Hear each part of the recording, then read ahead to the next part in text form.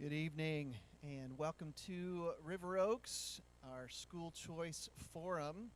This evening is really an extension of the parenting class that I taught back in the fall.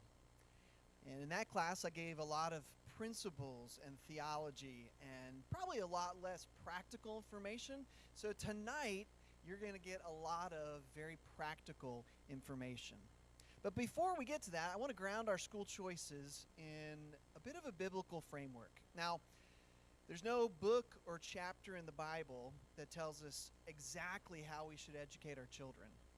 So that means that there's a lot of freedom in using the resources that God has providentially given us in the modern world. But we do have the book of Proverbs. And the book of Proverbs is written from the perspective of a parent to a child. And it really demonstrates that the place that children first go for wisdom and guidance is to their parents, which should then train them to ultimately go to God for wisdom and guidance. And there are definitely principles that we can glean from Scripture. And here are just a few. Principle number 1. Your children are God's. You are a steward. They belong to God. They're not gods, little g gods. They belong to God. You are a steward of God, and parenting is a privilege. Ultimately, your children, they belong to God, and that should take a lot of pressure off of us, right? We're only one factor in how our kids turn out, and ultimately God is sovereign over our kids. But this should also cause us to pray more, asking God what He wants us to do regarding our kids. Principle number 2. Your children are not given to you to make you look good or to protect you or to protect them from all harm, but for you to raise them to maturity in Christ. Again, taking Proverbs as our guide, we learn that our ultimate job is not to raise financially secure or successful kids, but rather to raise wise, godly kids. There are a lot of wealthy people in this world who are foolish and miserable. Your kids need wisdom and faith ultimately to thrive in the way that God wants them to in this world. Principle number 3. Your children will not do only what you teach them, but what you model for them. Right? Kids whose parents drop them off at church to get religion know that it's not important. If it's not important for their parents, then it's really not important. If you tell your kids that reading is important, but they never see you pick up a book, they'll get the message. They'll get the real message. Principle number 4. Our children, in some ways, are temporary additions.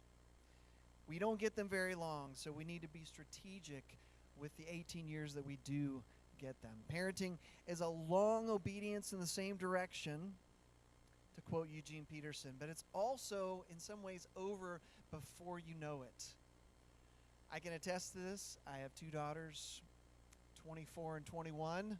24-year-old went off to California to get away from me. No, not really. The 21-year-old just got married, and I sometimes still think of them as 6 and 3 years old, but they grew up very fast. So make time for your kids and know that quality time does not substitute for quantity time. They need both. They need both. And then last principle number 5. There are no guarantees when it comes to parenting. We do our best, but good parents sometimes have rebellious kids. And bad parents sometimes have good kids. So don't expect that just picking the perfect schooling option or building the perfect environment for your children is going to guarantee perfect kids. There are no guarantees. But there is a quote, one of my favorite quotes from a guy named Maurice Boyd. When I think about sending our children to school, picking a schooling option for them, it goes like this. Never set sail in fear, for all seas are the seas of God. And if you sink only deeper into Him. I'm going to pray for us to begin our evening. Let's pray. Father, we're grateful to be here tonight, and we pray that you would be with our children every day. Give us the grace to trust that you will perfect our children the way that you perfected your own Son. May they grow in wisdom and in stature and in favor with God and man. May they make the world a better place, a place of flourishing for all people and all creation. For this is our Father's world, and you care deeply about it. May our children care as deeply about it as you do. We pray, Lord, that their school experience would be hard, but not too hard. Let our children struggle enough to develop character, perseverance, and hope, but don't let them fall into despair. Please allow our children to make mistakes and teach them to learn the consequences of their actions. But please prevent them from going down roads that lead to self-destruction. Lord, surround our children with friendships and mentor-type relationships that portray what it means to live a Christ-centered life. Allow godliness and righteousness to guide their thoughts and actions. May our children be friends that build others up, friends that influence their peers for good. Help them be a light in a dark world and to be encouraged by friends who will stand with them. We thank you, God, that you walk ahead of them, beside them, and behind them too, so we can trust you to always lead the way, to be constantly at their side and to have their back too, all at the same time. We pray this in the name of Jesus, our Savior. Amen. Now I'd like to introduce to you Dan Hahn. Dan is the principal at TSAS, the Tulsa School for Arts and Sciences. And in May, hopefully, he will receive his PhD in Educational Leadership and Policy Studies. So Dan, thanks so much for being here and for sharing with us your expertise. Hey, everybody that is here and everybody watching at home. Hopefully Jonathan's devotional and prayer kind of set the tone for tonight, which is on my end really about information. We'll ground this time in some agreements. There are 4 of them. Those agreements are that things that we really need to hold as true, because the opportunity for this conversation to strike deep into people's value systems, belief systems, their upbringing of themselves, their upbringing of their kids, obviously, how they view the world, and deeply held parts of who they are as people. All of those things hold the potential to do harm, because these decisions and the things we'll talk about are so deeply personal. And so we're gonna ground this information in 4 things that we can all agree on. The first one is that all school types are good and decent. There's no particular type of school that is the best for every student. If you were hoping tonight to learn what is the best Christian school type for my kid, or what is the school in Tulsa that will best set up my kid to be successful, or to grow up to be a godly human being or a good person, or to make the world a better place, it'll be disappointing, because there's no answer to that question. It depends on who the person is. It depends on so many things. You'll meet lots of people throughout your daily lives who have multiple kids who go to different schools. Those are people that know their children and know what their kids need, and know that there is no perfect school. There's no silver bullet for K through 12 education that automatically makes sure that kids never feel pain, are always successful, and will grow up to be successful no matter what. Every single type of school that we'll go through tonight is valid, and also every single type of school is flawed. As part of a fallen world, it would be silly of us to think as a kind of school as being perfect or utopian.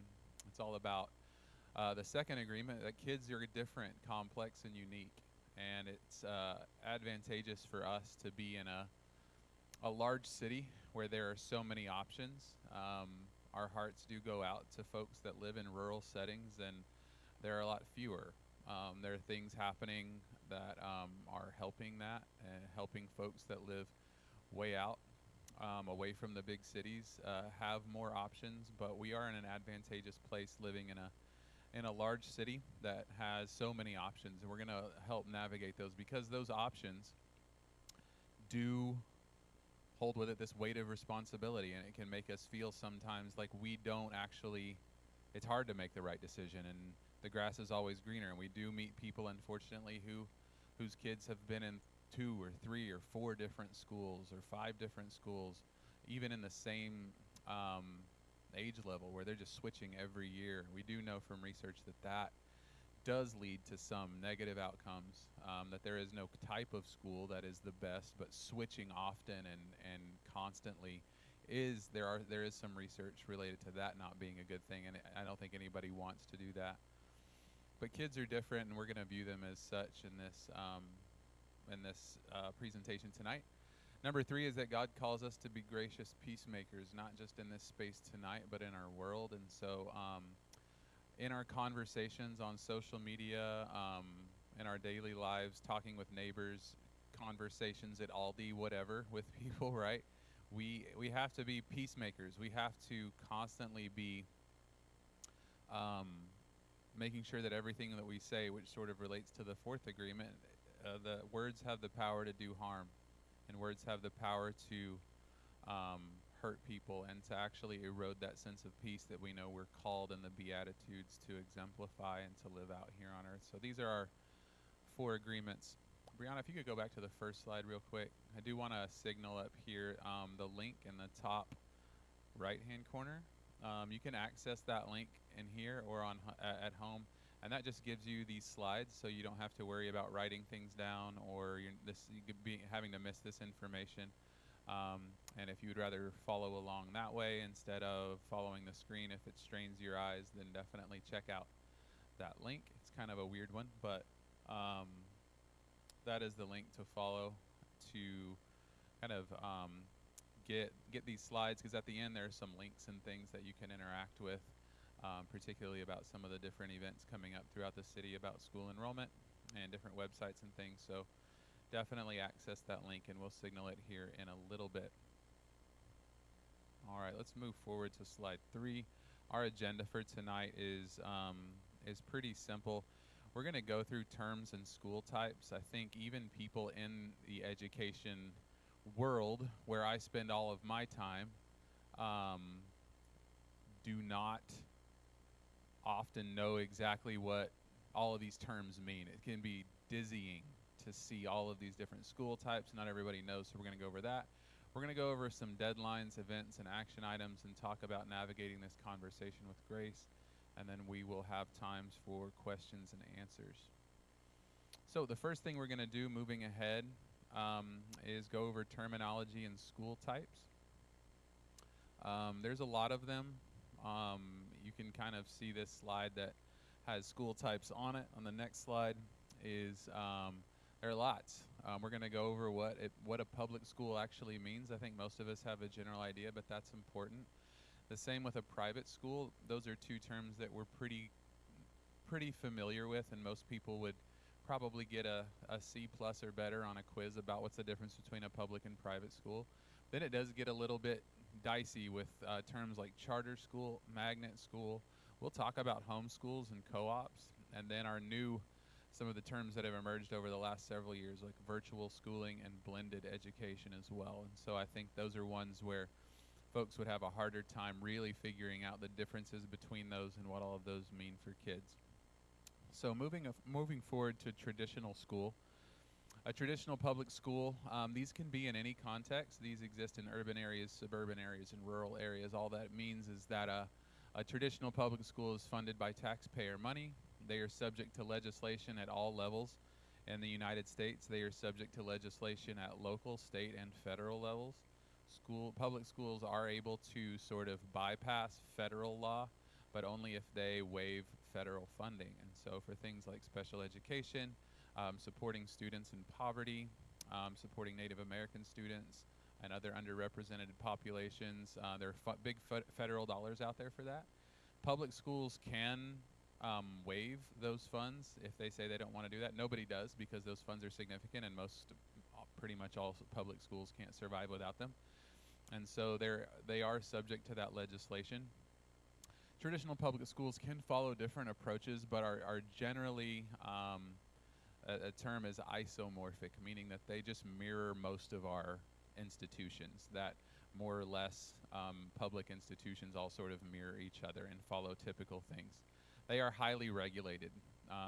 There are so many things. If you know people that work in public schools, they often grumble about the amount of regulation and auditing and compliance duties that they have to perform. Me, as a principal of a public school, I am constantly working on in some of those dimensions. But that's what a public school is. It's pretty simple. The particular differences here is that they're taxpayer funded and that they're subject to that regulation. Other than that, they can look different. Obviously, schools in rural and suburban areas have and urban areas all have things in common, but some big differences as well.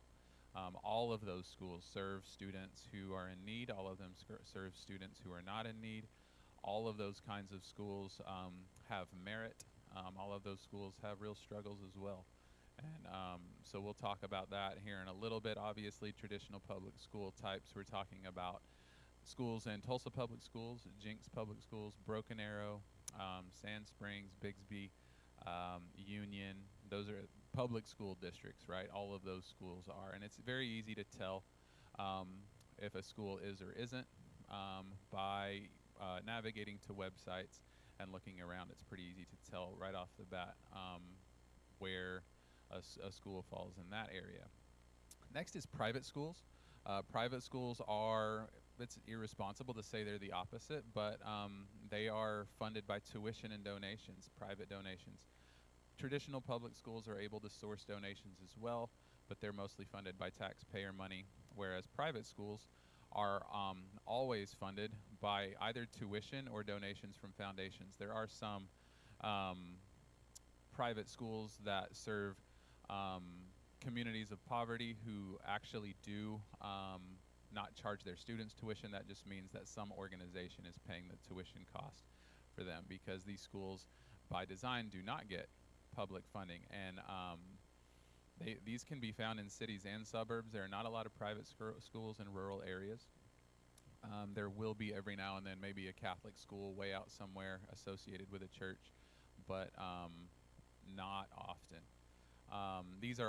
Private schools are often sectarian, meaning that they are faith-based, but not always. There are some private schools here in Tulsa that are not faith-based. Most of them are in most places, but not necessarily all the time. They can be specialized though, and we'll talk about things like Montessori and other specialized kinds of programs that private schools have more. Obviously, they're free from that legislation and regulation, largely unregulated by government entities, but most private schools, particularly some of the big flagship ones here in Tulsa, like Holland Hall, Cascia Hall, Bishop Kelly, Riverfield Country Day School, Undercroft Montessori, some of those, they are subject to regulation from accrediting boards, usually in their same area. So there are Catholic organizations that accredit schools. There are Christian organizations that accredit and monitor schools, like Metro Christian, Mingo Valley Christian, schools like that. There are Montessori entities that regulate those schools. So it's irresponsible to say that private schools are free from regulation. They're free from a lot of government regulation and have a lot of freedom, but most private schools are still reporting to some sort of authorizing or accrediting entity, and that's good. That usually makes people feel good that they are answering to somebody. Often those organizations have criteria for what it takes to teach at one of the schools, what it takes to lead one of those schools, what it takes to graduate or matriculate through those schools. And so it's irresponsible of people that say that private schools are completely unregulated. I think there are some out there that are that way, but usually very, very small and very, very specialized. Next is a word, so everybody knows a lot about public and private. I think charter is one that not a lot of people know 100% about, and this is important because these have really exploded in the last 10 years in Tulsa and everywhere else. I work at a charter school. I have for 13 years, and so if I'm an expert on any school type, it would be this one, just because I've worked at one and I've led a charter school for the last 8 years. And so if you ever see me at church and you have questions about charter schools, I would be a good person to talk to about that. Charter schools are public schools. That is important to know. Charter schools are not private. They are 100% taxpayer funded. In fact, the funding formulas for charter schools are identical to traditional public schools. They're no different. They source a small amount of money from private places and get donations from foundations and such, just like TPS or Union Public Schools partner with foundations for things too. But they're mostly taxpayer funded, like 90%. Charter schools are different from traditional public schools by design because they are exempt from some legislation and regulation. That was the whole design. Back in the late 90s, charter schools emerged as a way to infuse the public school landscape with innovative ideas. And this goes way, way back to the 1920s. The big progressive reform guys from way back then, like you've heard maybe of John Dewey and Horace Mann and some of these people, thought that if there's a way to kind of step out of the traditional way of doing school and study different methods, that would be a good thing. And we forgot about it for about 70 years. And in the 90s, we started to really play with that idea. The whole mantra of charter schools is autonomy for accountability. So charter schools are actually more highly regulated than traditional public schools because they have higher autonomy. So charter schools are usually exempt from things like teacher certification, so they can hire outside traditional certification. Like they could hire somebody that is certified or uncertified in a particular subject area if they feel like they would be good teaching in that area. They can develop their own criteria for those things. They can be autonomous in how they use a lot of their funding and have a little bit more freedom in that, and hopefully to infuse the larger public school sector with innovative methods. As such, not only are they subject to federal regulation, state regulation, and local laws as well, they're also accredited and chartered by an authorizing entity. In Oklahoma, that always means either a traditional public school district like Tulsa Public Schools or a university. And so Rose State College and Langston University are other charter school authorizers. They can also be authorized by a board, like there's an Oklahoma Virtual Charter School Board. We'll talk about virtual here in a little bit. But charter schools are interesting in that they are also regulated in enrollment. So to keep charter schools from completely taking over the feeder patterns where they live, they have enrollment caps. Like my school, you can only have 75 students per grade. You can only have 525 students for the whole school. And it takes pretty much an act of Congress to raise that. Charter schools, because they have enrollment caps, if they have more applications than seats, then they have a lottery. And we'll talk about lotteries here in a second and how they work. Just because, and some other schools also have lotteries, some magnet schools, which we'll talk about here in a second. That is different.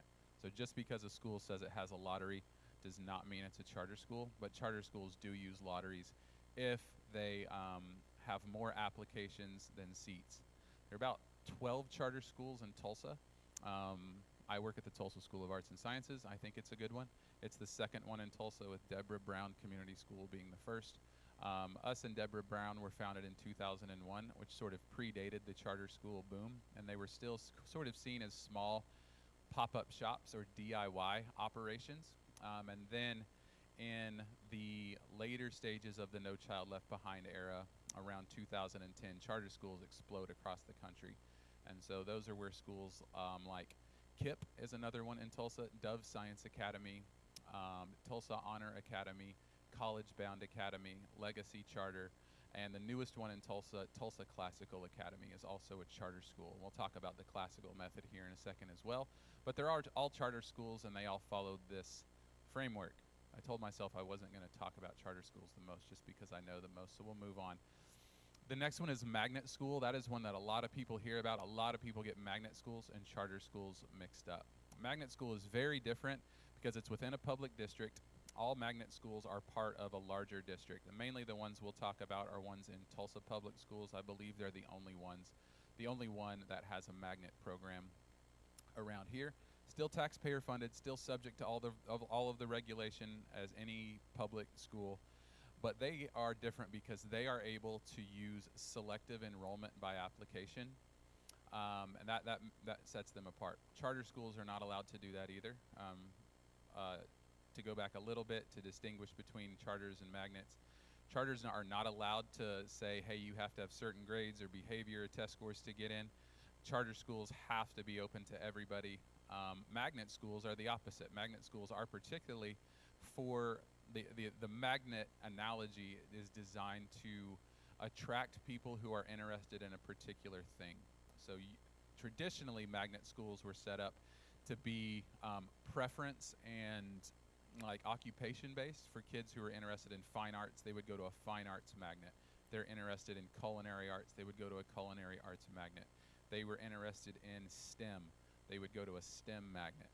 They've gotten away from that a little bit now to just sort of function like selective schools that have more opportunities for students, more AP classes, honors classes, higher rates of college acceptance, things like that. Some of the magnet schools in Tulsa at the elementary level are schools like Mayo Demonstration School. At the middle school level, schools like Carver and Thoreau Demonstration Academy, as well as Edison Preparatory School. At the high school level, the big magnets are Rogers is one that's sort of newer, but the flagship one is always Booker T. Washington High School is one of the largest magnet schools in the state. And also Thomas Edison Prep is another magnet high school. All of those schools you're going to have, like for Booker T and Carver, who are sort of in the same feeder pattern, you're going to have to be in the top third of test scores. You're going to have virtually zero, if any, recent behavioral issues on a student's record. And they can also do things like principal preference and letters of recommendation. They can be very selective. They are still equitable. That doesn't mean that it's just a big corrupt system. Not at all. They're very equitable. They're very good. Those schools are diverse and valid, but it is harder to get into those by design. And that's where the magnet comes in. So the big difference between charter and magnet is charters cannot be selective in any way. Magnet schools can be selective. The other difference between charters and magnets is a charter school operates as its own small school district with its own board of directors, and a magnet school is part of a large district. So schools like Booker T operate under the auspices of Tulsa Public Schools, whereas a charter school has a little bit of connection to the district but operates as its own entity. There's a lot of great YouTube videos and stuff out there about the difference between charters and magnets if you want to check those out, or my contact info will be at the end of this slide deck for you to contact me, and I would talk you through that anytime. Next, there are other kinds of schools as well, and we're not going to go through all of these as much. A big one is homeschool. I'm a product of homeschooling. My wife is a product of homeschooling. Obviously, it is very, very different than public schools, private schools, or any of the types that we've discussed. Homeschooling is different state by state. We're not going to go way into the politics of education in the United States, but it is a state's right according to our Constitution, and so every state has the ability to build their own education system. Some people think that's great. Some people don't think that's great. We're not going to debate that because that would be a whole other seminar for a whole other time. Homeschooling in Oklahoma is very unregulated. You do not have to tell anyone that you're homeschooling your kids. You don't have to submit paperwork. You don't have to submit curriculum. You don't have to really do anything other than homeschool your kids, which is great. That freedom allows parents a lot of hands-on time with their kids. Just like my parents were feverish about homeschooling, and they did a great job. We were doing work far above and beyond the rural areas where we lived, and then when we moved to the big city, far and above some of the larger districts, and we went into school more or less in good shape. Other places that doesn't go well. There are places where people say, I'm just going to homeschool because they're mad at the school district, or they're upset in some way, or they're reacting to something and they're not qualified or set up in their lifestyle to do it. I mean, homeschooling, if anybody's done it, is a lifestyle. It is not just, hey, we're going to change a little bit and school our kids at home. It is a complete paradigm shift. And anybody who has switched between sending their kid to school and homeschooling, it is a massive paradigm shift. Sort of a middle ground is a co-op. That is where sometimes they're at home, sometimes you're getting kids together with other people. There are hundreds of different kinds of co-ops and some really good ones. My older brother attended one when we were growing up and had a really great time. Those can be very, very beneficial and great. They can be, people have negative experiences with co-ops because then you are sort of getting into the social aspect of education. Virtual is solely online. And virtual is where it gets weird because a school like Epic Charter School, who my mom works for now, is a public school because it is a charter school, but it's a virtual school, meaning that it is mostly online, but it is also used widely by homeschoolers as a framework for curriculum, but it is also virtual. So it's very, very different. So virtual schools can be very interesting. Epic is the biggest one in Oklahoma, one of the biggest ones in the nation. There's also Oklahoma Virtual Charter Academy. And those are interesting schools. Obviously, if you've had an internet connection for the last 5 years, you've read a lot about virtual education during COVID, about some of the issues some of the big virtual charter schools have had. We'll talk about that a little bit, about how to avoid some of the things that some parents got into in those. But virtual schools are a great option. Particularly, my mom has a lot of students who do things like competitive golf, or they've had a really, really bad illness. Virtual schools, there's no such thing as saying virtual schools are bad. That would be irresponsible.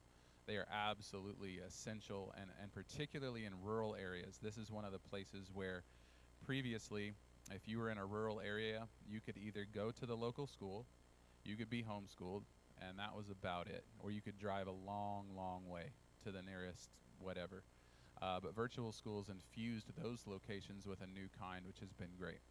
Blended is different, and a lot of the, like Epic and some others, have virtual options. Also, large school districts, most of them now, Union, Tulsa Public Schools, Broken Arrow, I think a lot of the others have a virtual component for some of their students, because a lot what those districts were seeing is that parents were taking their kids and putting them in those virtual programs, and so they said, if we instituted one, and a lot of this came out of COVID just because we were all virtualized against our will by the universe, and a lot of people said, well, we could do this, and they could set this up at the school district relatively cost effectively to keep those students from going to an online charter school. And so a lot of big school districts have virtual programs. They also have blended programs, and even Epic Charter School and some others have blended. Like my mom teaches mostly online, but will also go in person and do a geometry class or do some of those things. And so blended means you're doing both. You go in person sometimes to a building, but a lot of your work is done asynchronously on your own time. The big thing about virtual and blended, and that my mom would want everyone to know, is that it is not a set it and forget it. Like, you don't have to do anything as a parent. Just put them on the Chromebook and go do whatever. It is like homeschooling. You are there. You are making sure they're doing it. You're following through if you want them to be successful. Most folks that get into virtual education know that, and it is successful. Sometimes people do think, like, you know, I'm a dad that works 3 jobs. I'm a single dad. I work 3 jobs. I'm going to get my kids in virtual school. They'll just do school while I'm at work, and that'll take care of it. Usually doesn't go well. It usually needs an adult there.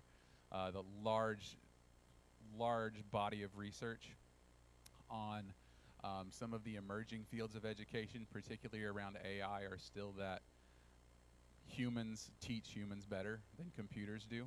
There's a lot computers can do and supplement, but still having a human hand on the wheel is important. And so virtual schools, while a really, really great and innovative option, absolutely still need a parent there making sure that things are happening for those kids to be successful. So those are our school types. There are some more that are more approaches than school types, and we're going to come to that next. Those are the main types of schools under the different things that regulate schools.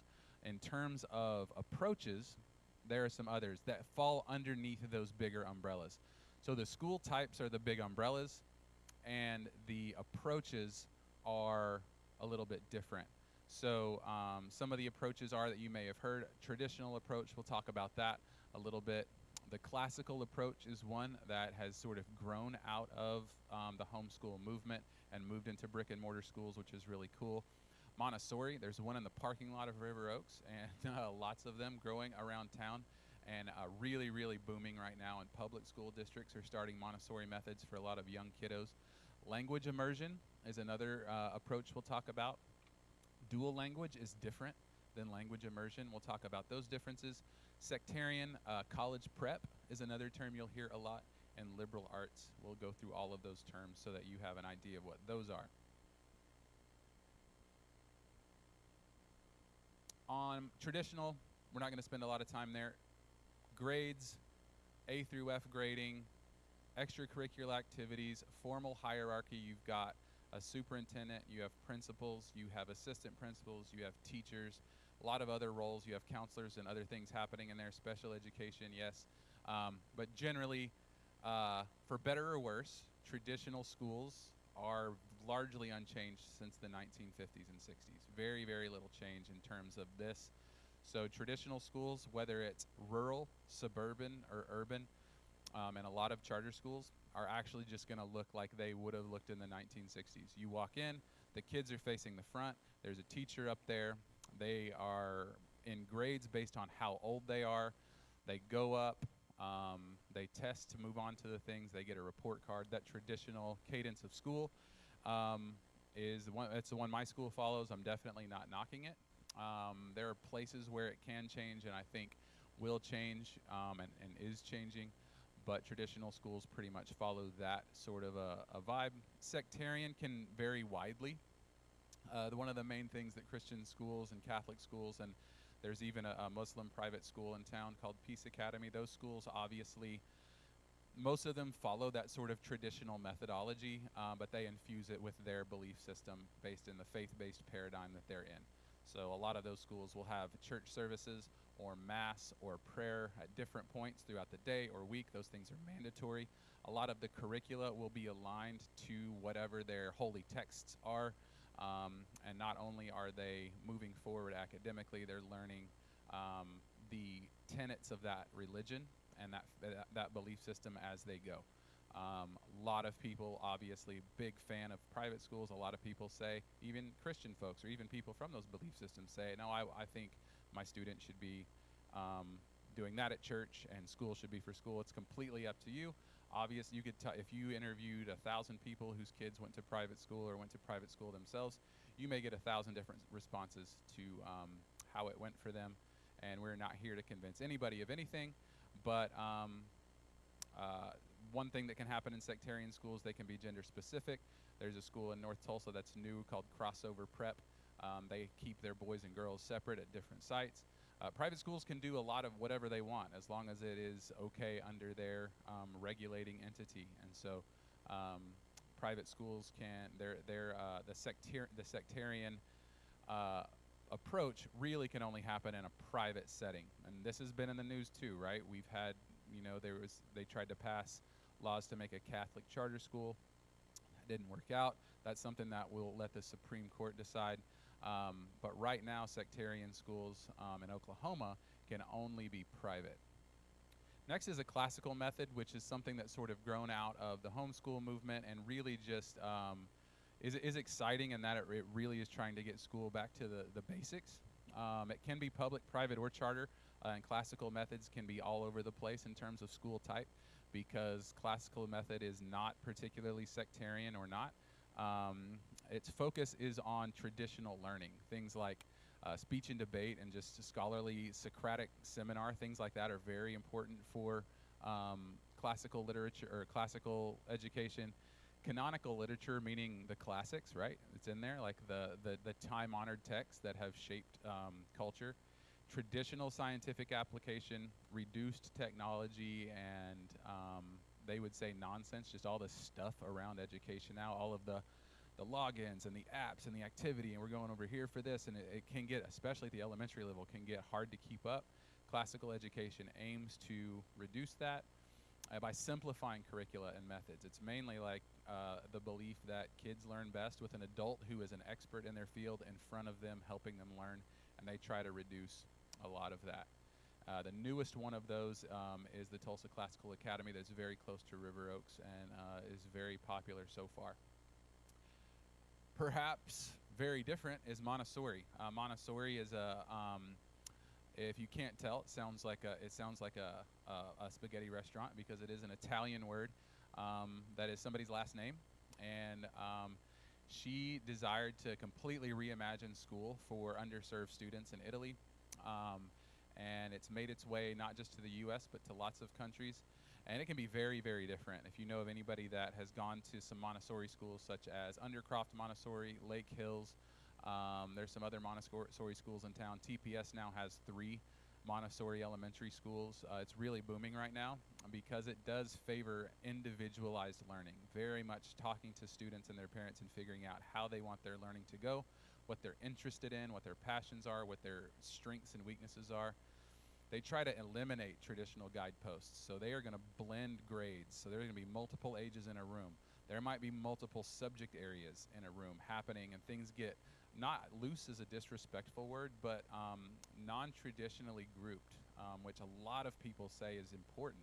Like I was talking a little bit ago that traditional schools really favor, they look pretty much unchanged from the 1960s, that time-honored methodology. Montessori flips that on its head and says, no, there's not a big difference between a 6th grader and a 7th grader. They could be in the same room. It's more based on who they are and what they can do. They will emphasize smaller personal experiences. It positions a teacher as a facilitator. In fact, you'll see a lot of Montessori schools. It doesn't even say teacher on their website. It'll call them facilitators or guides. Often you'll see those words come up in Montessori education because they believe the teacher is really there to just figure out what the student's process and passions are and just to guide them in the right place. A lot of traditional teachers see themselves that way and provide that function too, but Montessori really codifies that and makes it one of their core values, that the teacher's role is one of a facilitator and not the holder of all learning, and the student should just memorize whatever the teacher says. They're going to have non-traditional hierarchy. You won't often see a Montessori school have a principal, assistant principals, counselors. They're going to have different titles, and they can be more selective with how they do that. It's been challenged a little bit because we now have public Montessori schools. When they were all private, it was just up to each school. But now that we have public Montessori schools like Grissom Elementary, Immersion Elementary, some others, I think Union is also experimenting with Montessori at the elementary level.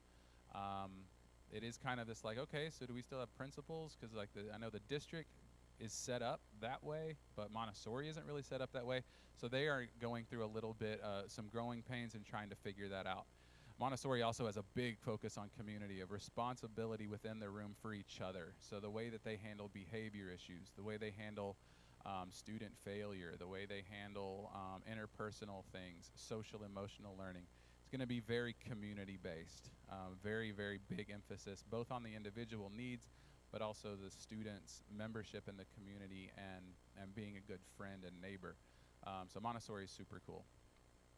Next is language immersion, really popular one. 2 language immersion schools that are popular in Tulsa are Zero Elementary and Eisenhower Elementary. If you hear those names, that's language immersion, meaning that learning is done in that language, French or Spanish usually. In Tulsa, those are the 2 where you can have a language immersion experience. Most things are done in that foreign language, which is obviously an extreme way to do it, but it is a research-based, time-honored tradition. Immersion schools have been around for a long time, and that model works for a lot of kids. Usually those are magnet schools. Usually those schools you cannot just get in. You're going to have to take a test, and you're going to have to demonstrate that you have the cognitive ability to be able to do that rigorous work. They emphasize global knowledge. A lot of these schools are taking 5th graders to Paris, to Costa Rica, right? They do some cool stuff because they're emphasizing, obviously, it's not important just to learn the language, but to actually experience that and be a citizen of the world. Divided schools have thought on those as well, but language immersion schools are cool. Another model, dual language, is different. There's one of these in TPS called Felicitas Mendez International School, also called, used to be called the Dual Language Academy. That's where my kids go, and my wife teaches there. Super cool place. And these schools are popping up more and more because this is designed to hold both the students' mother language and learned language as equally important. They are going to get reading and math in their native language first, and they're going to get science and social studies in their learned language, and then they're going to switch eventually. And eventually at the end, like 5th grade, they're all in the same classes together, and they bring it together. And it isn't a random dance. It's based on a method called Gomez and Gomez from Spain that is research-based and very, very time-honored. They emphasize global knowledge and do the trips as well. But dual language is different. It's very, very different from immersion. Most dual language schools are not magnet schools, so anybody can get in. But dual language is different than immersion, so it is important to know that when you're making choices. Some other terms you'll hear: college prep and liberal arts. College prep, both of these have really become buzzwords. A lot of people in the scholarly area would say that they've sort of gotten kind of like the term magnet. Doesn't mean that there's anything wrong with it, but it's kind of gotten away from its original intention, and that happens from time to time. College prep means ideally that a school would be checking the ways people get into colleges, which are a lot of the tests, and what students are having to do as freshmen in college, and making sure that their processes mirror those as much as possible so that college isn't a shock. The college entrance program is not a shock for students. Liberal arts. My school is called Tulsa School of Arts and Sciences. A lot of people think that we just have art classes and science classes, but really that's an old term that is designed to mirror university as well. Liberal arts are, instead of viewing education as a list of boxes to check, liberal arts endeavors to view education as a set of intellectual habits to develop. And so that is kind of how liberal arts tries to be lived out. There are not any schools really that are solely these kinds anymore, but you'll see these words come up in a lot of things, and so it's important to know what those mean. So we've gone over school types, and we've gone over the approaches. I hope that synopsis really kind of clears up some of the fogginess around those. Hopefully, if nothing else, you can leave here tonight knowing, okay, I have a grasp of the difference between a charter school and a magnet school. I have a grasp of exactly how private schools are regulated. I have a grasp on what a virtual school is and isn't. Some of the things associated with homeschool versus a blended school, or how virtual school and homeschool interact. Hopefully you have an idea of that, because we're going to move into some concepts here in a second that are going to come up as you're navigating this decision. And if you've already navigated this decision, you've seen some of these concepts. If you haven't yet, you'll definitely see some of them, so it's important to know what these are. Definitely, if you have questions, we'll have time for that at the end, so just hang on to those, and we'll move through. So some of the concepts we'll talk about are the concept of school choice in and of itself. Is an actual concept. It seems self-explanatory, but it is a particular school of thought, and we'll talk about that. A lot of people have heard about the private school tax credit and vouchers. We'll talk about that. I am not an expert in those areas, but I do have some knowledge around that and can point you in the right direction. We'll talk about lotteries, this concept, which is new, of open districting, which is very new in Oklahoma and pretty exciting. The dual enrollment, that was where some of the people got in trouble with virtual schools, and Epic was sort of in trouble because of some dual enrolled kids. We'll talk about how to avoid that. We'll talk about what virtual education looks like as a concept. We talked about it as a school type, but there are some concepts to look at. And then a big one is special education, which is one that is booming over the last few years, and we'll talk about how to navigate that as you're looking at different school choices too. So, school choice, what you need to know about that is a highly political term. It is one that is being used, and a lot of people would say our kids, our teachers, our schools of all kinds are sort of being used in this political back and forth, both sides of the aisle having at each other, and school choice is right there in the middle of that tug-of-war rope. Some of that is good because our institutions are interrogating one another. There's checks and balances there. But yeah, a lot of resources being used in the debate that maybe some people would say could be going to educate kids at all levels. It is important to know that when we say school choice, we could say that as just be saying, I'm making a choice about where my kids go to school. But the school choice conversation is very much a political term. And it's important to know that just to know that as we go out, whether we're going, we're out at dinner, we're out at our kids' school now, we're out at Aldi, wherever, and we're talking about school choice, that people are likely to go like that, right? Because they've heard that, right? They've heard it on CNN, they've heard it on Fox News, they've heard it everywhere, that school choice, and you'll see it every now and then in bold letters, and it's this sort of this debate. And so it's just important to know that when we're talking about that term, it's good not to use that term flippantly or to assume too much about anybody using it, because it is school choice is a apolitical term. It doesn't have a particular slant. There are people that feel different ways about it. But it does fold in several different kinds of schools. Basically, school choice is designed to be infusing the school portfolio with choice, with different kinds of schools, empowering parents to make decisions, and nobody in the United States in any sort of context has to say, my kid just has to go to school here. I don't like it, but that's where they have to go. And so we send them there. Maybe something bad is happening to that student. Maybe you don't feel like the academics are up to snuff. Maybe it's too far away, but you say, I don't have any choice.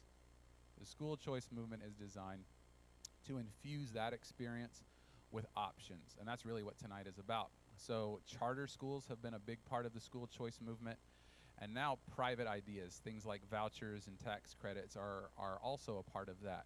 Virtual schools obviously are part of that. Homeschooling is part of the school choice movement. Anything that says you don't just have to go to the place closest to your house if you don't want to. Because traditionally in the United States and most places that have schools, that was it. Like, the school is just the kids who live closest to the building. There are good things about that. There's a lot of research about how when schools stopped being neighborhood-based, it used to be that like the center of every community was the school and the church, and not just school and church things happened at those places. That is where everything happened, right? If somebody passed away, then they had the dinner at the school. If they were having a parade that happened that started at the school and went to the church. There's a lot of these studies that are talking about community life has been eroded by school choice. Obviously, as a charter school employee, I'm like, well, it's also important to empower people to be able to have a choice, because just because it's close to your house does not necessarily mean that it's the best for your kid. Remember our second agreement about how kids are different and unique, and all types of schools are good. It does include the virtual conversation. Once again, saying school choice can be highly divisive. People will automatically attach their point of view to it. They will attach their whole childhood and everything that they've gone through to that, and you might have an argument on your hands, even though you're just trying to talk about the different choices, right? Next is the tax credit. I am going to make sure to not promise any information. I do know that it's recent legislation can provide up to $7,500 for a private school. It can vary based on your income. So I think $7,500 right now is the legislative ceiling, and I don't think a lot of people get that, but can vary based on income. It is a compromise to a full voucher system, which we'll talk about here in a second. It's moderately divisive. I think most people see it as a compromise and is not something that really riles people up. We're not going to talk about all of the different schools of thought around taxpayer funding being used for private school, because that is up to you to figure out with your family and Google whether you think that is a good decision for you or not, where you stand politically. It's important to know that everybody wants what's best for their kids. Everybody will do whatever they can to get that, and nobody should sacrifice that core, that thing that you feel like God is telling you to do, because of a political reason, because somebody at Aldi said so, because some guy came on stage at church and talked about how great charter schools are, right? None of that should really sway your decision, what you feel like God is telling you to do for your kid. And this debate over vouchers and tax credits is one that has the power to really, really divide us and to keep us divided, and it doesn't have to be that serious. The next one is vouchers, and that is a little bit different. So that appropriates tax dollars for private schools in a big way. Basically, it says all of my tax money that goes to public education, I get to keep that and use that for private school. It's active thinly in different places. Several states throughout the U.S. have different levels. Once again, every state is different in the United States. 50 states, there are 50 different kinds of educations and menus, so it's important to know that. The recent legislative efforts have grown in the last few years, highly politicized, absolutely empowers parents, absolutely does have an effect on public schools. Obviously, taking money away from one place and putting it somewhere else is divisive and has the ability to affect public schools, but also it does empower parents. It does give them more freedom in where they send their kids. It has brought up First Amendment conversations, not just at Aldi, but at the Supreme Court and in other places, that there is a paradoxical quality to our human rights, where one person may say that it's my First Amendment right for taxpayer money to be used for a Christian education. Another person says, well, it's my First Amendment right to not have my tax money go to a Christian education. And in that way, we're at an impasse in our rights, and that is not something that any country in the world has been able to figure out. The U.S. has never been able to figure it out, and we're not going to figure it out tonight or anytime soon. That is between us and God and the people that we rely on to help us make these decisions about who we vote for and all of those things. And just to underscore, the voucher conversation is one that is very political. It is very much in constant debate, lively debate, on local levels, state levels, and at the federal level. And it's really up to you. What could be said, though, is as soon as something is made law, like the tax credit, people should utilize that. I don't think saying no to something based on principle is necessarily the way to go if, once again, you believe that it is the best thing for your kid. It is best, though, once again, going back to our agreements on being peacemakers in our world. I would say, it is our job as Christians to make sure we're doing that. And so when we're talking about school types legislation, that we do it just with any issue that we're talking about, and do it with sensitivity and love and grace, because so much of our current dialogue is lacking those things, and that's why we're in some of the places that we're in on all sides of the political aisle. The next one is lotteries. You'll hear about this in magnet schools and charter schools. Basically, a lottery just means that that school has an enrollment cap. More people want to go there than they have space for. And in an effort for that to be equitable, they have lotteries. Often, most schools, including charter schools, siblings get to bypass lotteries. So definitely check if a school says a lottery. Don't automatically just go, well, we got to jump into the pool with both feet and hope we're in there. Particularly if you have students already going to that school, then likely you don't have to enter the traditional lottery. It usually does not work if you've had a student that went there and graduated or left. Usually they have to be a current student by law.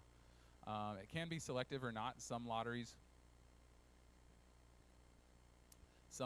are like, okay, once we realize all of these students are allowed to go here because of their test scores, then we lottery them. So it doesn't just mean that it's always the same. They can also be based on geography. So a lot of schools, in an effort to be equitable, they'll lottery from quadrants.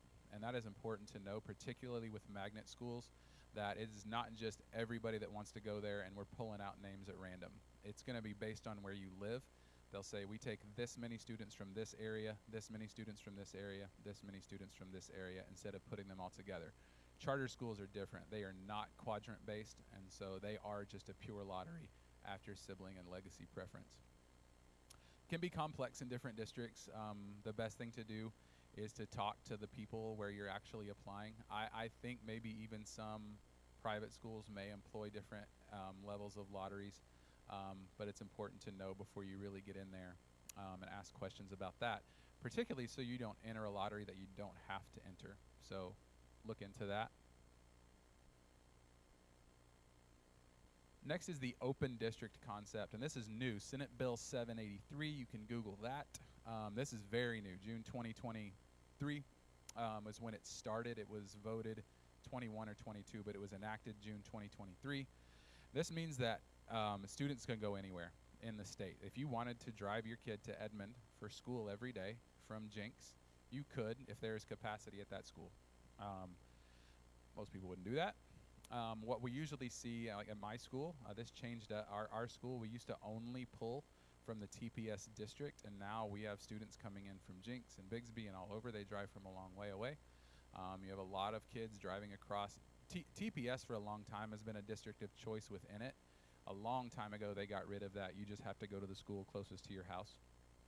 But now they've even expanded this to be wider. So if you live in Bigsby, your kids could go to Jenks. If you live in the Union District, your kids could go to Catoosa. If you live in Broken Arrow, your kids could go to Sand Springs, and vice versa, all over the place.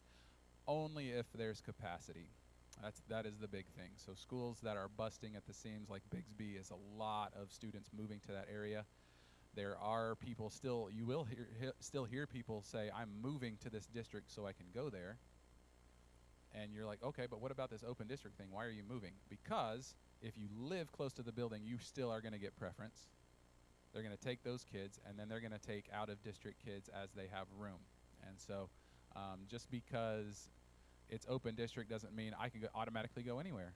You would still have to move to be automatically in that school, but the open district is there for people. And this works with charter schools, any public schools.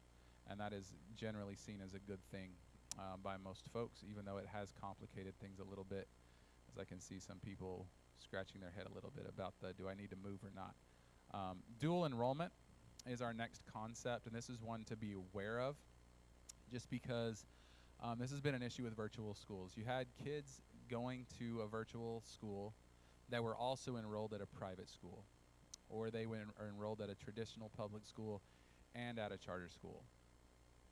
My mom says that nobody at her school was doing that on purpose. Opponents and the state Supreme Court said maybe you were, and some people got fired, some people got sent to jail because in public education in Oklahoma, you only get money as a school per pupil. That means based on how many, you get a dollar amount per pupil, and however many students you have, that's how many you get. So it would, if you were trying to be fraudulent, which we're not saying anyone is, if you were able to dual enroll kids, then you would actually be able to get more money. And so it's just important to know that particularly if your kid is going, say you wanted to enroll your kid in EPIC, you definitely need to make sure they're not enrolled elsewhere. It is not, some people actually weren't keeping secrets or doing that secretively. They were like, yeah, my kid is enrolled at Metro Christian, but we're doing EPIC also as a supplement. And that the philosophy of that is very good. It is illegal, though. And so there are lots of online platforms out there that can supplement where your student is enrolled. An online charter school is not one. So you need to make sure if you're looking at virtual options, there are virtual tutors. There are all sorts of virtual cool things that you can that are either free or you can pay for to help supplement your students' education at their brick and mortar school. But an online charter school like EPIC or Oklahoma Virtual Academy or any of the district-based online schools, that is their school. They are enrolled there. Those are public schools, and their name is on the list, and that is where they go. And for them to go somewhere else, they have to be transferred, just like you were moving them from a brick-and-mortar school to a brick-and-mortar school. Just very important to know, because not only can the school get in trouble, parents can get in trouble too, because it is illegal. And even though I don't think anybody does it on purpose, it can be seen as fraud. It can also really hurt people. This has come up. You're playing soccer at Broken Arrow. Your team wins a state championship. They find out, actually, Caitlin was enrolled at EPIC at the same time that she was playing soccer for Broken Arrow. That state championship is void. People can get in big trouble. I don't think that's happened, but in theory, that can happen. So it's very important to know that not only can the schools get in trouble for dual enrollment, it is also important to know that they can be, the family can come to harm. It's also important to know, this is a very small caveat, vacation homes. It's important to be very transparent with the district about that. because, and this has happened to people I know personally, so-and-so has a lake house at Grand Lake. They're also enrolled, and they have an address there. They're paying taxes there, property taxes there. They are also enrolled at Catoosa. That can be a form of dual enrollment unless the proper paperwork is filled out. So if you do have multiple residences, it's very, very important just to check with the school, let them know that there's paperwork about that. For those of you that have kids in school, have come through, you probably already know that. If you're getting out there, it's important to know that. Or if you're coming out of homeschool into a public school or something, it's important to know that that has bearing on lots of things. Virtual education, once again, mostly are all online, can be all over the place, can be blended. Obviously, virtual education is massive flexibility, decreased community. There are lots of ways, like Epic and some of the other charter schools give a credit for you to actually be able to use toward karate lessons, swimming, soccer, Spanish, whatever. You can use it to supplement some of the things that they're missing by having a virtual education. But lots and lots of benefits to that. We talked about that a lot, so we're not going to keep talking about virtual. Special education. This is a big one. We are going to spend a little time here because this is another one that's always in the news. And the processes of legality and potential harm go through the roof when we're talking about special education. And generally that is seen as a good thing. For so long in our country, students who had cognitive or behavioral disabilities were broadly oppressed. Think, for lack of a better one, Forrest Gump, right? The movie, what he was going through in school was actually very, very realistic.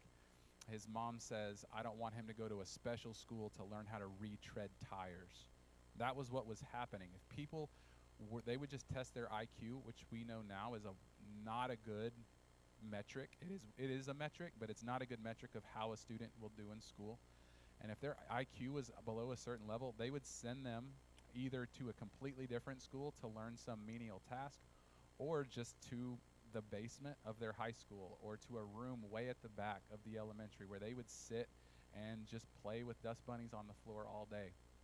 And we know that that is broadly oppressive and violent and really, really bad for so many reasons. Anybody who knows anything about students and how kids develop know that a student, even at some of our most profoundly disabled places, can still learn, succeed, find self-worth, self-actualization, and success in school. And that's what special education is about. 1975, Congress passes IDEA, which is the Individual with Disabilities Education Act, and that revolutionized that process. It made it illegal for schools to do that. It said that students should be in the least restrictive environment, meaning every student should be in the environment that is the least severe, that if there's any way they can be around their peers most of the day, they should be. And it is illegal to send them to a room unless that room, and for some kids and some disabilities, because they're all different, that room is actually the least restrictive environment. Or with their peers part of the day, and in a room with, a paraprofessional and people that are trained to support them is the least restrictive environment. And so it's important to know about that. You'll hear these terms a lot, especially if you're on Facebook groups or you're Googling things, watching YouTube videos, talking at Aldi. You'll hear people talk about IEPs. IEPs are individualized education plans. What that means is your student is in special education. If you are on an IEP, that means your student is receiving special education services under IDEA. This is a big place where private schools and public schools differ. Private schools, a lot of them do great stuff to support students with disabilities. They do not have to. They absolutely do not have to. They are only doing that particularly because that is part of their model. A lot of private schools do not, and I don't fault them because it's very, very expensive and very, very specialized to support students with disabilities. A lot of private schools don't have the resources to do it, and so they'll tell you when you're enrolling, you'll say, hey, my kid was on an IEP in elementary school, we want them to go to Montecasino. They'll say, your kid is great, they deserve worth, they deserve an education, but they're not going to get it here because we don't offer that. And so it's important to know. It's very, very important, especially if you know your student already has special needs. It's important. IDEA gives parents a lot of rights. Before, it was completely up to the school to decide, yeah, your student needs help, or no, they don't. IDEA flipped it and said it is the parent's right to know and to be able to say, I think my student needs to be on an IEP, and you need to put them and pay for the testing to make sure they do or don't. That's another big thing is IDEA says I do not have to go and get my kid tested and then come in and tell, because that testing is very expensive. Psychometric testing for learning and cognitive and behavioral disabilities is very, very expensive. And it is the school's job to pay for it. It was our education system to make sure there are zero barriers to a student who needs extra help getting it. And one of those is to say, if you think your student might be living with autism, you think they have a learning disability, dyslexia, if they have a behavioral disability like ADHD, being emotionally disturbed, when they have any of those things, oppositional defiant disorder is another one, that it's the school's job to provide testing, and there are lots and lots of laws about that. 504 is very different, and this is something not a lot of people know about. A lot of people put 504 under the same umbrella as IEPs, and it is not. IDEA is under the Department of Education of the federal programs. 504 plans are under the Office of Civil Rights. They're very, very different. IDEA is an educational, curricular designation. 504s are a counseling and civil rights designation. Those are very, very different. What a lot of misinformation got spread coming out of COVID. Parents were nervous that their students were going to be behind because they spent 2 years at home. They were saying, my kid needs something else. I don't think they need to be on an IEP. That's a little extreme. People started saying, well, a 504 is like an IEP light. That is so wrong. And there's potential for harm for that student, for the school, for your family, for the broader system by constantly over-diagnosing kids as needing to be on a 504 just because they need a little bit of help. 504 was really designed for students that needed something outside of the scope of that the school offered to be successful. Almost always, prior to recent years, 504s were for kids with seizure disorders, meaning that they may need shorter classes, they may need to be picked up earlier, dropped off later, things like that. Students in wheelchairs, students with severe allergies, students with serious, usually physical things, deaf students, blind students, because being deaf or blind is not a learning disability. It is not under IDEA. Being in a wheelchair is not a learning disability. It's not a behavioral disability. There's nothing wrong with that student, their brain. It's a physical thing that means that they might not be able to experience school like their peers. Where 504s got messy is when it started to include, and I'm going to be sensitive when I say this because so many kids actually do struggle from this and should have a 504 plan, but it really got complicated when anxiety and depression got folded under the 504 umbrella, because those things, being in a wheelchair is obvious. Having an EpiPen that you might have 60 seconds if you ingest a peanut before you go into anaphylactic shock, those are obvious. Anxiety and depression are invisible.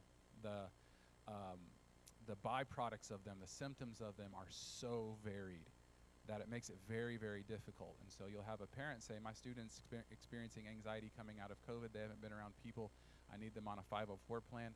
Maybe not. But if you have a kid that is diagnosed with an anxiety disorder or obsessive compulsive disorder, things like that, they absolutely should be on a 504 plan. All of that to say, IEPs and 504s are very, very different. And you really should talk to the school where you're enrolling about that, so that you're not for anything on the school's end. Obviously, I'm on the school end, so I'm passionate about that. But so that your student is best supported.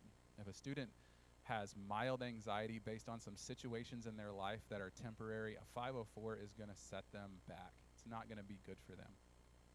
If they're dyslexic and they just simply need something extra to be able to learn, it would be a disservice not to have them on an IEP.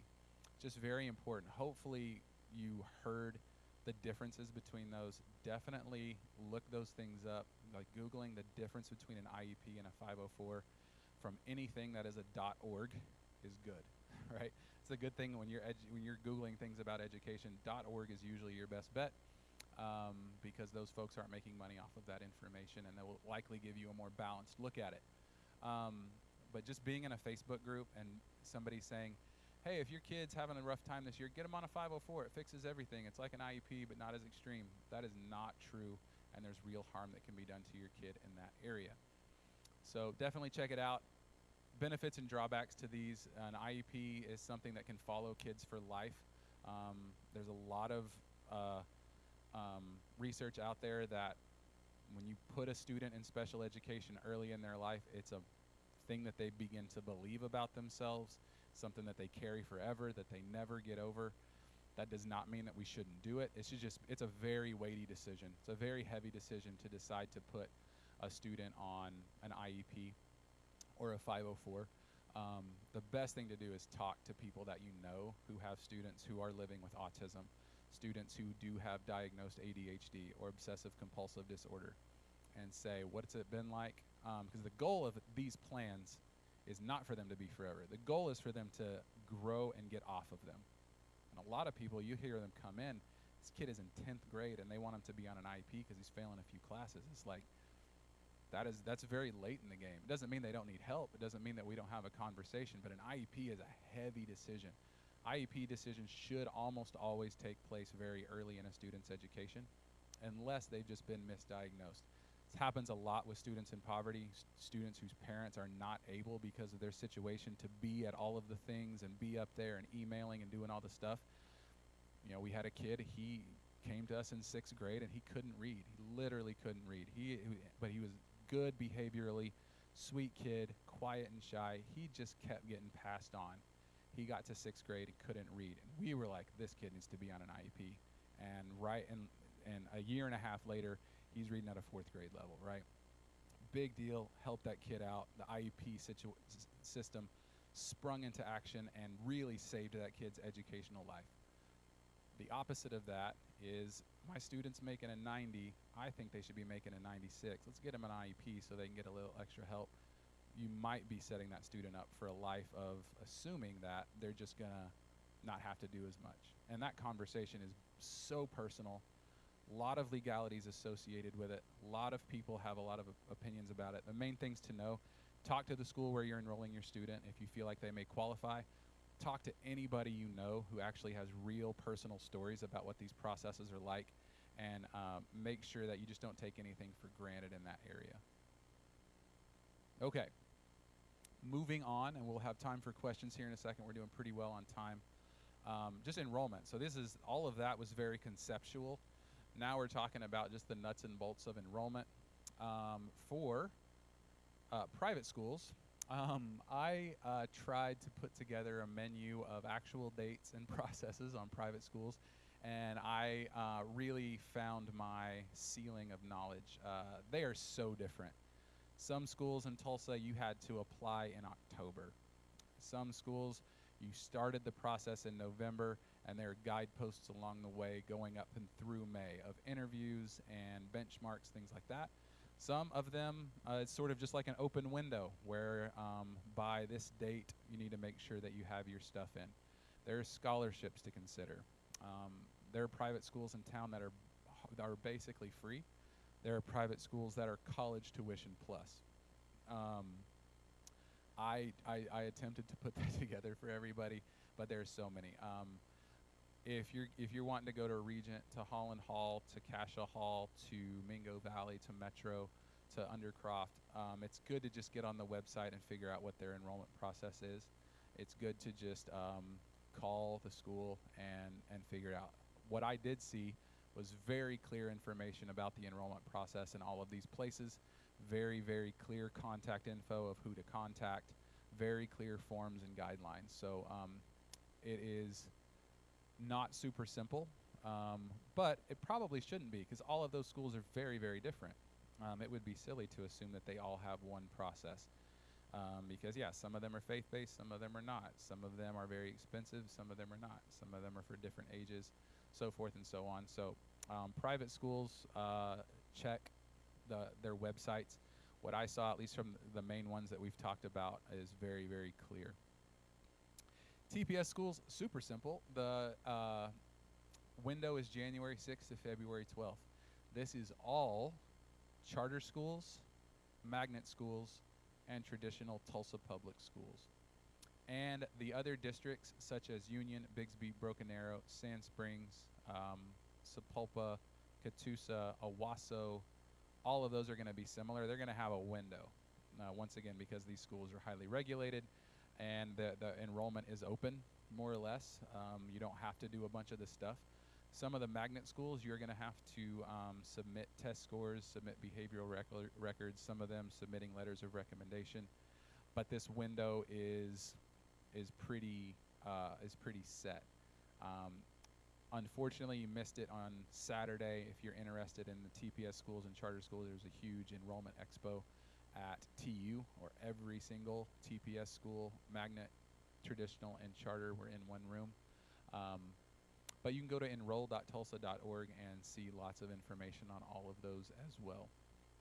I am an expert at this process. If you have any questions, you'll have my contact info here in a little bit, and you can reach out to me. You can also call the TPS Enrollment Center or look at their website. Their information is crystal clear. The enrollment process is a little weird, though, and my school got folded into this a few years ago. You're going to have to rank the schools in the order that you of preference. So if you want your kid to go, you want them to go to Mayo, that's number 1, and then you're like, I think we could do Eisenhower 2. We could also do Emerson. We could also do Mendez. You're going to want to rank. It's going to have you rank them, and the formula that the computer does to decide which one you get based on the different things is very complex, and it's very hard to explain. It would take a very, very long time to do that. Just know that if you really want your kid to go to that school, you need to put them as your first or second choice to have any chance at all. Because the further you put them down, the more the computer is going to give preference to kids who selected that school higher. Probably pretty obvious, right? If that's your favorite school, put it as number 1. But some people do get in this situation where they're like, well, it's a 3-way tie. If that's true, then you just need to have serious conversations about how you rank them, because the computer is not going to see it as a 3-way tie. Next, suburban schools, very different. Go to their websites. They are going to have a window. The links are in here. Jenks and Unions were a lot easier than some of the others. But check those out. Obviously, you can just Google. It's kind of silly to put links on a thing in 2024, but check out those individual districts if you are interested in that, particularly if you're interested in the open districting. Like, say you live in the Union District, you want your kid to go to Bixby, vice versa. You'll want to contact their enrollment folks to know if they have capacity or not. This last slide is my contact info and the link for this presentation. And I would love to answer some questions. We have some people in person. I think what I will do is access the Facebook and YouTube later. So if you do have a question, won't be able to do it live. But if you do have questions in the room, I would love to hear. I know it's a lot of information. You may just be like, just hit me in the face. That was so much. But if you have questions, I would love, I'm trying to see if I can actually just jump on here and actually see questions as they're coming in. If there are any on Facebook, not any right now. Well, I look weird. Hey.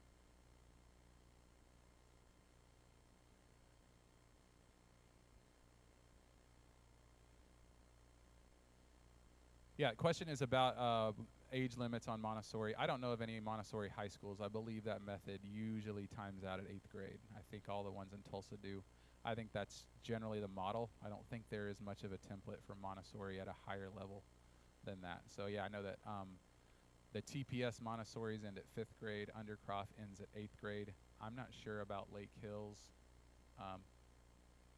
just up through kindergarten. Yeah, so you'll see some Montessori schools that are just like early childhood.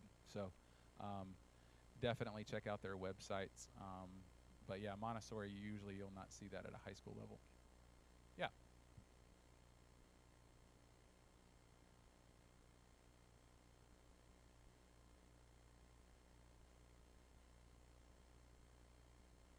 Yeah, good question. The question is, if you're interested in private school, it's similar to homeschool or similar to uh, some of the other options. You don't have to. You don't have to sign something with the state that says my student's going to private school. You do have to be careful, though, that they're not dual enrolled. So if they're going to Regent, it's very important that they're not still enrolled at Eisenhower. Sometimes that does happen. That's usually the fault of a large district and their sort of creaky and slow-moving systems and processes. But you should not. That shouldn't be a problem. But it is important, if you ever leave a school, that you formally unenroll them, especially if it's a public school. Unenroll them. You'll get paperwork that says they're unenrolled. You should get emails and things that say, yes, you've been properly unenrolled. It's not a big deal if you find out the second week of school, oh, we're still enrolled. Helicopters are not going to show up. Just be like, oh, we're still enrolled, get dropped. The main date with public schools is October 1st. That is when the state takes a snapshot of a school's enrollment, and that's how they get their funding. So you will definitely, my school, like if we have kids that haven't shown up in the first 2 weeks, we're reaching out to those parents. Are y'all coming? You're enrolled, and then we're dropping those students. Most systems in Oklahoma will drop students after 10 absences. That is the law. If you're absent 10 days in a row, that school is going to drop you if it's a public school. And so usually it's not a problem, but very important to check before you enroll that you're not enrolled elsewhere.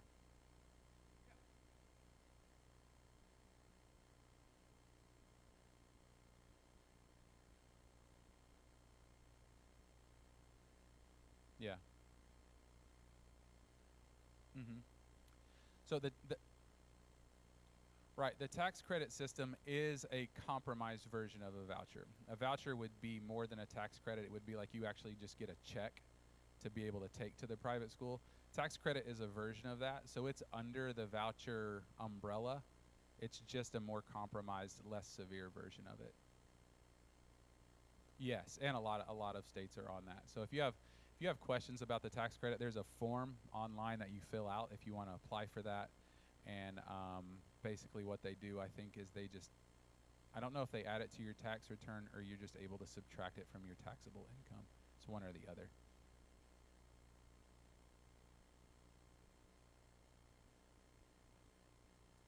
I do not believe that right now you can claim the tax credit for homeschool, but I may be wrong. I am not going to say definitively. Nothing that I read mentioned that homeschoolers get the tax credit. That makes logical sense, but sometimes our systems and processes don't follow basic logic. So I am going to say I don't think homeschoolers get the tax credit, but that would be a question for Google or any seasoned homeschooler folks that you know, or if you happen to be neighbors with a congressperson.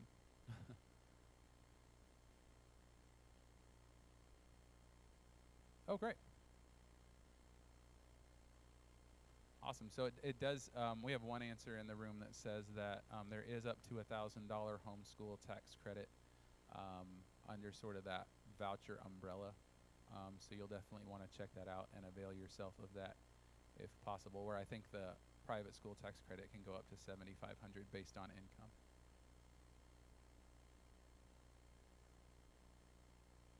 If you would like to stick around and talk more, I would love to do that. If you are online, anytime, my contact info is on there. You can see on the screen the link. At the bottom is the link to this slideshow that has my contact info on it, or if you want to copy that down. If you ever wanted to talk more about these different options, my main area of expertise is in charter schools, but I also have a significant experience in traditional public schools. Like I said, a product of homeschool.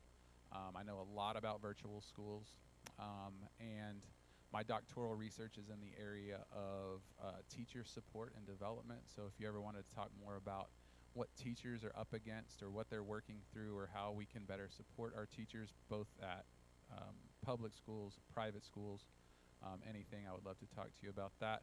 The main thing is that we're navigating this conversation hopefully with more knowledge now, but still with that grace that we've all received from our Lord and Savior, and that this whole conversation is grounded in the belief that these are not our kids, they're His, and we're raising them. And that can be hard and scary and difficult and confusing. My 6-year-old wrote a note to his friend the other day in class that just said, "Die." After so many conversations about not doing silly things, right?